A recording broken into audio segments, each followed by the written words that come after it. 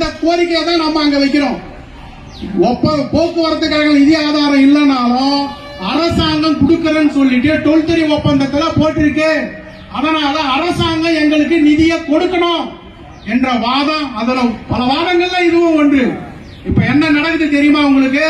பல அதிகாரிகள் சிஐடிக்கு போன் செய்து கூறுகிறார்கள், அந்த சரத்தை வரக்கூடிய ஒப்பந்தத்தில் இருந்து எடுப்பதற்கான முயற்சி நடக்கிறது.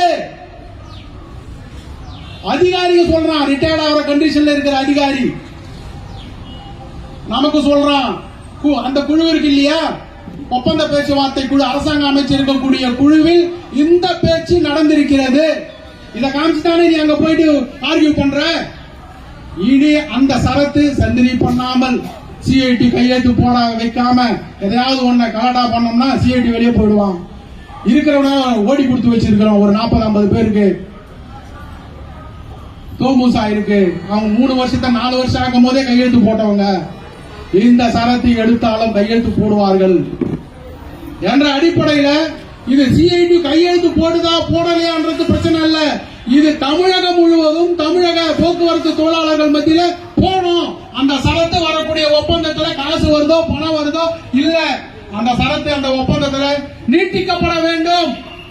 அதற்கு அப்படி அது நீட்டிக்கப்படவில்லை என்றால் சிஐடி கையெழுத்து போடாது மிகப்பெரிய வேலை நிறுத்தத்திற்கு சிஐடி அறைகூவல் விடும்.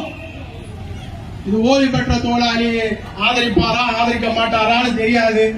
போவேணா அந்த கூட்டத்துக்கு சொல்ற சங்கங்கள் ஆதரிக்குமா ஆதரிக்காதுன்னு தெரியாது. ஆனா பணியில் உள்ள போக்குவரத்து தொழிலாளர்கள் தான் வேலை நிறுத்தம் செய்ய போறோம்.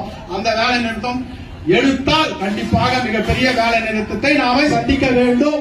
இந்த அரசாங்கம் நாளைக்கு வேணாம், பிஜேபியே ஆட்சிக்கு வந்தாலும் பரவாயில்லை என்ற அடிப்படையில போகக்கூடிய முக்கியமான சரத்து.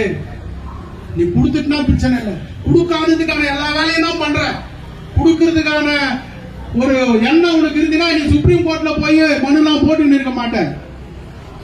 இந்த வேலையையும் நீ செய்ய எல்லாருக்கும் ஓடி கொடுத்து வைக்க மாட்டேன். எதுக்கு நீ ஓடி கொடுக்க போற? இத்தனை பேருக்கு எதுக்கு ஓடி கொடுக்குற நீ? ஏதோ ஒரு விஷயம் நடக்குது, இந்த விஷயம் நமக்கு இப்போது வந்திருக்கிறது, அதையும் நாம போக்குவரத்து தொழிலாளர்கிட்ட கொடுத்திருக்கிறோம்.